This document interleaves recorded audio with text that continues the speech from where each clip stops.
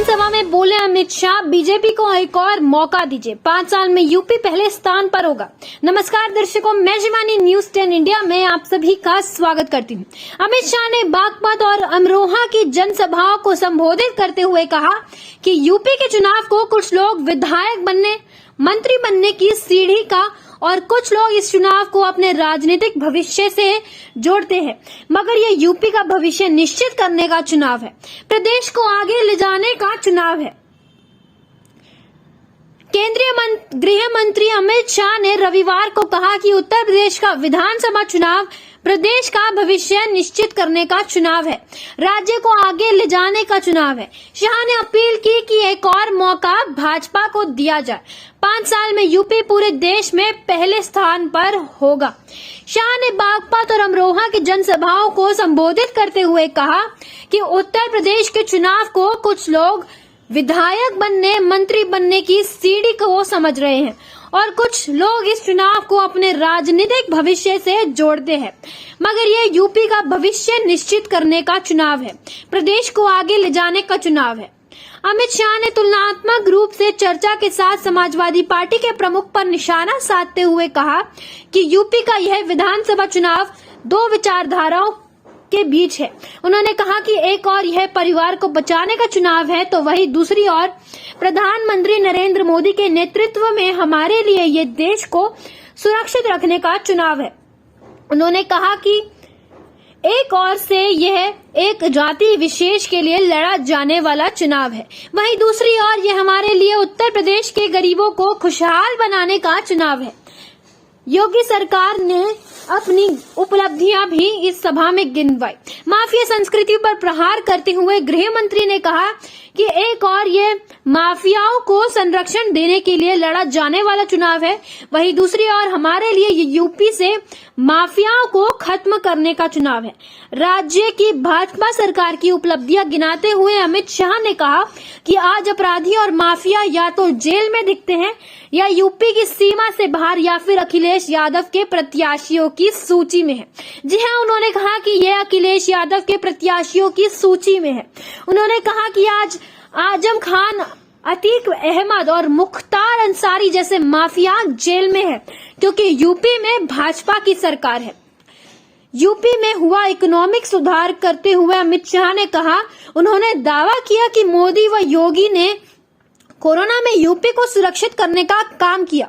मोदी योगी की उपलब्धियां गिनाते हुए यह भी बोला कि सपा और बसपा की 15 सालों की सरकार में यूपी देश की 7वें नंबर की अर्थव्यवस्था थी, लेकिन आज यह दूसरे नंबर की अर्थव्यवस्था है।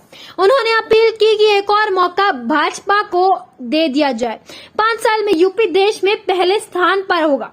शाह ने मोदी योगी सरकार की उपलब्धियों का सिलसिलेवार जिक्र करते हुए कहा कि अखिलेश यादव में विकास नहीं, सिर्फ दंगे हुए हैं, जबकि मोदी जी, योगी जी की डबल इंजन की सरकार में विकास हुए हैं।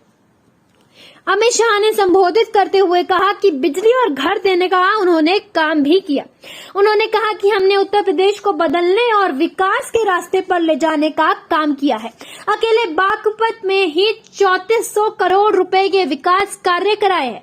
गंगा एक्सप्रेसवे, ईस्टर्न बुंदेलखंड हो या उत्तर प्रदेश हरियाणा को जोड़ने वाला पुल हो।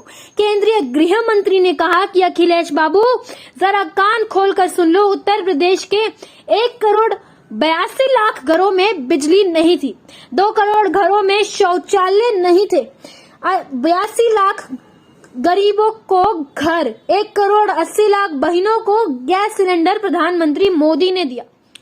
अखिलेश पर कसा तंज कसने पर उन्होंने कहा कि बुआ भतीजे की सरकार 15 साल चली, लेकिन गरीबों के घर कुछ नहीं आया। शाह ने कहा कि ये जात पात की बात कर लोगों को गुमराह करते हैं, लेकिन आने वाले दिनों में माफिया राज चलेगा या फिर कानून का राज होगा, यह आपको तय करना है। गृह मंत्री ने सपा प्रमुख पर तंज कसते हुए कहा कि अखिलेश यादव को आजकल एक ही आंकड़ा याद रहता है कि समाजवादी पार्टी इत्र वाले के यहां से कितना पैसा पकड़ा गया। उन्होंने कहा कि पैसा पकड़ा गया किसी और के यहाँ से, लेकिन दर्द अखिलेश यादव को हो रहा है। आखिर कौन है वह जिसके लिए यादव को इतनी तकलीफ हो रही है? उन्होंने आरोप लगाया कि यूपी की जनता अखिलेश यादव के समय हुए दंगों के दंश को अब तक भूली नहीं है।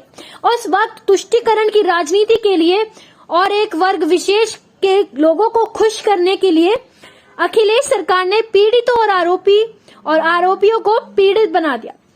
शाह ने कहा कि प्रदेश में आदित्यनाथ सरकार के दौरान एक भी दंगा नहीं हुआ, जबकि अखिलेश यादव की सरकार दंगों के लिए ही जानी जाती है। इससे पहले अमित शाह ने अपने संबोधन की शुरुआत महान पार्श्व गायिका लता मंगेशकर को श्रद्धांजलि देकर की थी। आपका क्या कहना है इन आरोपों के बारे में जो अखिलेश यादव पर अमित शाह के द्वारा लगाए गए हैं? क्या बीजेपी की सरकार इस बार भी यूपी में अपना रंग दिखाएगी या इस बार अखिलेश यादव की सरकार बाजी मार जाएगी? कमेंट करके जरूर बताइएगा। ऐसे ही जुड़े रहिए हमारे साथ, तो जानिए देश और दुनिया से जुड़ी तमाम बड़ी खबरें। फॉलो कीजिए हमारे चैनल, सब्सक्राइब करें हमारे YouTube चैनल को और बेल आइकन को दबाएं ताकि हर वीडियो सबसे पहले देख पाएं।